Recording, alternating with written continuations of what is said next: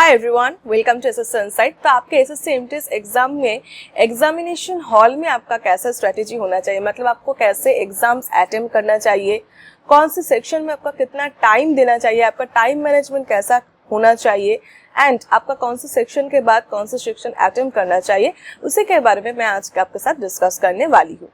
तो आपके SSC MTS exam में अब लेस देन 30 डेज बचा है, तो अभी से ही आपका एग्जामिनेशन हॉल में कैसा अटेम्प्ट होना चाहिए वो आपको जानना बहुत ज़रूरी है, क्योंकि आप तो अभी डेली मॉक्स दे रहे होंगे। ठीक है, तो मॉक्स में आप जैसे अटेम्प्ट करोगे वैसे बिल्कुल सेम अटेम्प्ट ही आपको एग्जामिनेशन हॉल में भी, आपका रियल एग्जाम में भी होना चाहिए। मॉक्स हम इसलिए देते हैं जिससे हम यूज टू हो जाए, अपने जो एग्जाम एक्चुअल में होने वाला है उसके साथ हम यूज टू हो जाए। तो इसलिए हम एक्चुअल एग्जाम जैसे देंगे वैसे ही हमारा मॉक्स भी होना चाहिए, तभी हमारा जो एग्जामिनेशन हॉल में जाके जो नर्वसनेस होता है, जो फियर आता है, जो अब तो हम रियल एग्जाम देने वाले हैं, अब तो ये कोई मॉक्स नहीं है जो घर बैठे हम दे रहे हैं, तो वो फियर हमें कम हो। इसलिए हम मॉक्स आपको ऐसे देना चाहिए जैसे कि आपको ऐसा नहीं लगना चाहिए कि मैं तो ये मॉक्स दे रही हूँ, आपको ऐसे ही मॉक्स देना चाहिए जैसे कि आपको ऐसा लगे कि मैं ये रियल एग्जाम ही दे रही हूँ। उतने ही सीरियसनेस के साथ आपको हर एक मॉक्स देना चाहिए, तभी जाके आप रियल एग्जाम में आपका नर्वसनेस कम हो सकता है। डेली मॉक्स देते देते जिस दिन आप रियल एग्जामिनेशन हॉल में जाओगे रियल एग्जाम देने के लिए, तब आपको ऐसा नहीं लगना चाहिए कि अरे आज तो मैं रियल एग्जाम देने आ गई, आज तो मैं मॉक्स नहीं देने वाली हूँ। तो ऐसा आपको नहीं लगना चाहिए। जैसे आप डेली मॉक्स दे रहे हो वैसे एक दिन आप एग्जामिनेशन हॉल में जाके अपना एग्जाम दे के चले आओगे। आपका ऐसे एक प्रैक्टिस होना चाहिए जिससे आपको ऐसा नहीं लगे कि आज तो कुछ अलग होने वाला है। ठीक है, तो इसलिए मॉक्स अभी से आपको कैसे अटेम्प्ट करना चाहिए उसके बारे में मैं थोड़ा बहुत आपके साथ शेयर करना चाहती हूँ। तो देखिए, हमारे जो एग्जाम होता है आपके एसएससी एमटीएस में 90 मिनट्स का एग्जाम होता है और आपका चारों सेक्शन होता है, English, reasoning, maths and GK. तो मैं आपको सजेस्ट करूंगी कि 90 मिनट्स में से आप 80 मिनट्स के अंदर ही आपका एग्जाम खत्म करने की कोशिश करना। क्यों?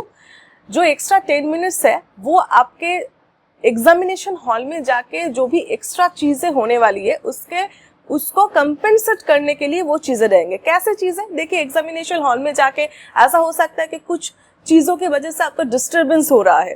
ऐसा बहुत कुछ फैक्टर आपके एग्जामिनेशन हॉल में काम करता है जो आपका घर पे काम नहीं करता है। घर पे आप कंफर्ट जोन में रहते हो, आप अपने एक एनवायरनमेंट पे एग्जाम देते हो, बट एग्जामिनेशन हॉल में कुछ भी आपके साइट में नहीं होता है। ठीक है, वो वहाँ पे जो भी एनवायरनमेंट होगा उसमें ही आपका एग्जाम देना है, तो वो एनवायरनमेंट की वजह से आपके एग्जाम में कोई भी फर्क नहीं पड़ना चाहिए।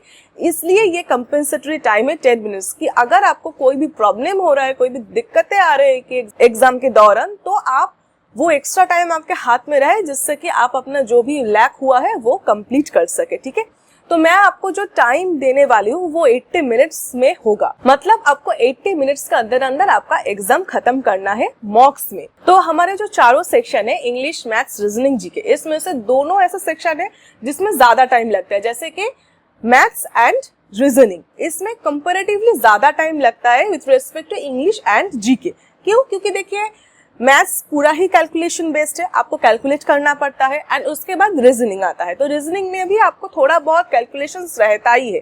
ठीक है, आपको सोचना पड़ता है। तो ये दो हो गया आपका कैलकुलेशन बेस्ड सेक्शंस जिसमें आपको ज्यादातर ज्यादा टाइम लगता है। उसके बाद आते हैं इंग्लिश एंड जीके। इंग्लिश में आपको कम टाइम लगता है क्योंकि इंग्लिश में आपको कुछ कैलकुलेशंस नहीं करना है, बट आपको सोचना पड़ता है। आपको जो भी सेंटेंस है, जो भी आपको एरर फाइंड आउट करना है, जो भी क्लोजेस वगैरह है, उसमें आपको पैसेज पढ़ के इंग्लिश को समझना पड़ता है। तो समझने के लिए थोड़ा बहुत टाइम तो लगता ही है। ठीक है, तो इसलिए इंग्लिश एंड जीके में से इंग्लिश में कंपैरेटिवली ज्यादा टाइम लगता है, उसके बाद आते हैं जीके जिसमें सबसे कम टाइम लगता है। ऐसा कुछ नहीं है कि आपको कैलकुलेशंस करना है, ऐसा कुछ नहीं है कि आपको बहुत कुछ समझना पड़ेगा, ऐसा कुछ भी नहीं होता है। उसमें आपको एक सेंटेंस है, आप वो पढ़ोगे, आपको आता है तो आप क्लिक करोगे, नहीं आता है तो आप स्किप करके नेक्स्ट क्वेश्चन में चले जाओगे। बहुत सिंपल है। इसलिए जीके में हमारे सबसे कम टाइम लगता है। तो उसी के हिसाब से मैंने एक टाइम शेड्यूल बनाया है कि किस सेक्शंस के लिए आपको कितना टाइम रिक्वायर्ड होना चाहिए। तो देखिए, पहले आते हैं रीजनिंग सेक्शन। रीजनिंग सेक्शन के लिए मैंने आपके 25 मिनट्स अलॉट किया है। रीजनिंग के बाद आते हैं इंग्लिश। इंग्लिश में 15 मिनट्स, मैथ्स में 30 मिनट्स एंड जीके में 10 मिनट्स।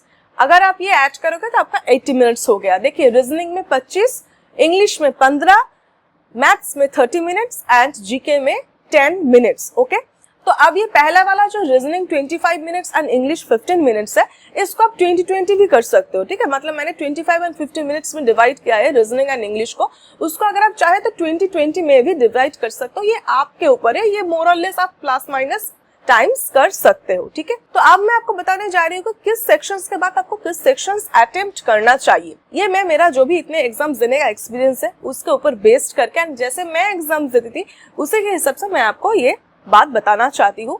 तो देखिए, तो जैसे मैंने कहा कि मैथ्स एंड रीजनिंग कंपैरेटिवली ज्यादा टाइम लेता है with respect to English and GK, ठीक है। तो मैं शुरुआत करना प्रेफर करती हूँ रीजनिंग से, ओके क्योंकि देखिए अगर मैं जिससे कम टाइम लगता है जैसे कि इंग्लिश और जीके उससे स्टार्ट करती हूँ तो मुझे ऐसा लग सकता है कि अरे इंग्लिश जीके तो हो गया, अब बड़ा बड़ा जो सेक्शन है जिसमें ज्यादा टाइम लगता है वो तो लास्ट में रह गए। अब लास्ट में हम लोग नर्वस हो जाते हैं, ठीक है, तो इसलिए हमें डर लगने लगता है कि लास्ट में जिसमें ज्यादा कैलकुलेशंस है वो लास्ट में रह गए। तो इसलिए जिसमें कम टाइम लगता है उसको लेकर आपको स्टार्ट नहीं करना चाहिए। आपको रीजनिंग और मैथ्स जिसमें आपको ज्यादा टाइम लगता है उसमें से किसी एक को लेकर स्टार्ट करना है, रीजनिंग या मैथ्स में से, ठीक है। तो अब ये रीजनिंग एंड मैथ्स में से किससे आपको स्टार्ट करना चाहिए। देखिए मैंने आपको अलॉट किया है रीजनिंग में 25 मिनट्स एंड मैथ्स में 30 मिनट्स। अब पहला जो आधा घंटा ही अगर आपको मैथ्स में लग जाता है तो आपको ऐसा लग सकता है कि अरे आधा घंटा ही तो लग गया एक सेक्शन में, अभी मेरा 75 क्वेश्चंस बचा है, तो इससे भी आपका नर्वसनेस क्रिएट हो सकता है। इसलिए सेफ साइड के लिए सबसे अच्छा है आप रीजनिंग से स्टार्ट करें। रीजनिंग हो गया, रीजनिंग के बाद जिसमें कंपैरेटिवली कम टाइम लगता है जैसे कि इंग्लिश एंड जीके, इसमें से कोई एक को आपको करना है, बट यहाँ पे आपको जीके नहीं करना है, यहाँ पे आपको इंग्लिश ही करना है। क्यों? क्योंकि अब आप एग्जाम के शुरुआती टाइम में हो, मतलब एंड में नहीं पहुंच गए, फर्स्ट हाफ में ही हो, ठीक है। अगर आप अभी इंग्लिश करोगे तो इंग्लिश में आपको क्या होता है, कंप्रीहेंड करना पड़ता है, समझना पड़ता है, जो अगर आप एंड के लिए छोड़ दोगे तो हो सकता है तब आपको दिमाग काम ना करे। तो इसलिए आपको रीजनिंग के बाद इंग्लिश करना चाहिए। हो गया आपका 50 क्वेश्चंस, अब बचा है मैथ्स एंड जीके। तो अभी आपको मैथ्स करना चाहिए, आराम से आप मैथ्स कर लीजिए 30 मिनट से। आपके बाद आराम से जो भी कैलकुलेशंस करना है एकदम दिमाग शांत रहकर आप वो कर सकता है। उसके बाद लास्ट में आपको जीके करना है। क्यों लास्ट में जीके करना है? क्योंकि देखिए जीके में आपको जैसे मैंने कहा कोई भी कैलकुलेशंस, कोई भी सोचने समझने वाली बात नहीं है। आप पढ़ोगे आपको आएगा तो आप टिक करोगे, नहीं तो आप स्किप करके नेक्स्ट क्वेश्चन में चले जाओगे। तो ये आप एंड में कर सकते हो क्योंकि एंड में हम हड़बड़ी में होता है, एक नर्वसनेस क्रिएट होता है, एक टेंशन से लगता है कि अरे टाइम एंड हो रहा है, आप क्या करें, जल्दी जल्दी करना है। तो जल्दी जल्दी में आप एकमात्र जीके ही कर सकते हो, नहीं तो और जो ऑप्शंस है रीजनिंग, इंग्लिश, मैथ्स, ये तीनों में ही आपको कंसंट्रेशन ज्यादा होना चाहिए क्योंकि रीजनिंग एंड मैथ्स में आपको कैलकुलेशंस है जो जल्दी जल्दी में आपका गड़बड़ हो सकता है, एंड इंग्लिश में आपको समझ का आंसर करना पड़ता है जो लास्ट में आपका दिमाग काम नहीं भी कर सकता है। तो इसलिए सबसे सेफ साइड है लास्ट में आपका जीके अटेम्प्ट करना, ठीक है। सिर्फ यही नहीं, इसके साथ साथ जीके को आपको लास्ट में अटेम्प्ट करने का भी एक सिग्निफिकेंट पॉइंट है। क्यों? क्योंकि देखिए जीके में ही सबसे कम अटेम्प्ट होता है, ज्यादातर कैंडिडेट का जीके में ही सबसे कम अटेम्प्ट होता है। तो अगर आप ये तीनों सेक्शंस के बीच में कहीं पे भी जीके करते हो एंड वहाँ पे आपका कम अटेम्प्ट हो जाता है तो हो सकता है कि आपका कॉन्फिडेंस कम हो जाए, दिल टूट जाए कि अरे यार इतना कम हो गया जीके में, अब इसके बाद क्या ही करे, ठीक है।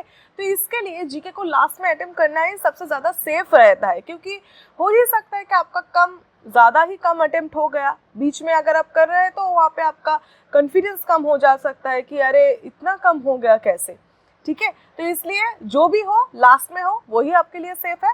एंड जीके में कोई भी ऐसे नहीं बोल सकता कि हाँ जीके में तो मैं यहाँ सब करके ही आऊँगी, ऐसे कोई भी नहीं बोल सकता जिसको जितना भी अच्छा प्रिपरेशन हो। तो इसलिए जीके को अगर आप लास्ट में करेंगे तो आपके लिए मुझे लगता है वो फायदेमंद ही होगा। तो इसलिए मैंने आपको ये सलाह दिया कि आप reasoning, English, maths and GK ये 4 सेक्शंस ऐसे एक के बाद एक अटेम्प्ट करें, ठीक है।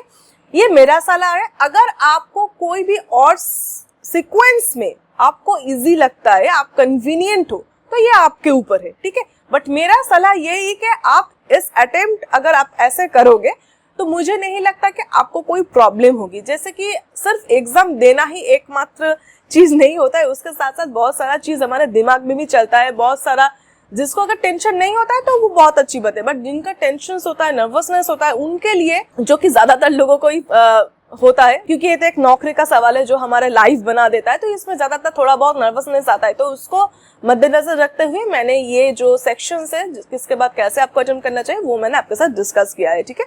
तो आप ऐसे अपना जो अभी से आप जो मॉक्स दे रहे हो वो आपको ऐसे ही अटेम्प्ट करना चाहिए। ये नहीं कि हम एग्जाम में करेंगे, अभी से आपको करना चाहिए, तभी एक दिन आप मॉक्स देते देते एक दिन आप एग्जामिनेशन हॉल में चले जाओगे ना, आप अपना रियल एग्जाम एकदम फर्स्ट क्लास दे के चले आओगे, ठीक है।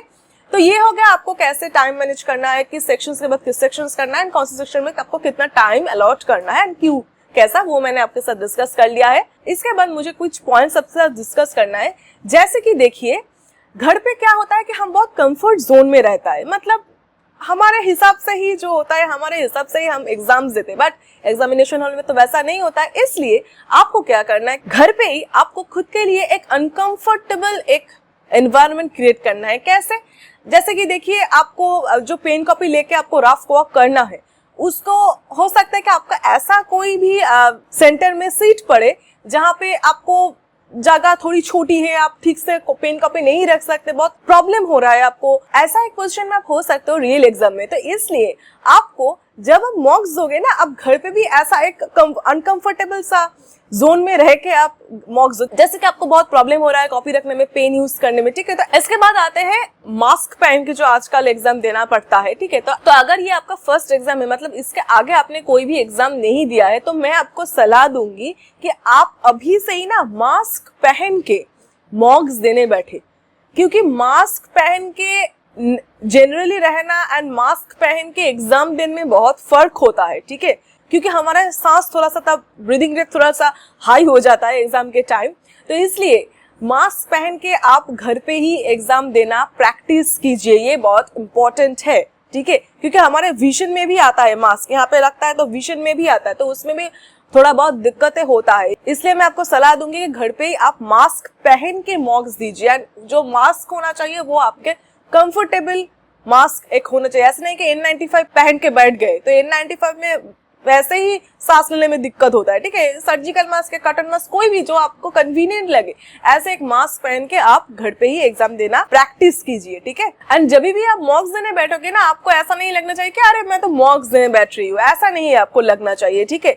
आपको ऐसा ही एक मेंटेलिटी क्रिएट करना है कि मैं तो रियल एग्जाम देने ही जा रही हूँ, यही मेरा आखिरी एग्जाम है।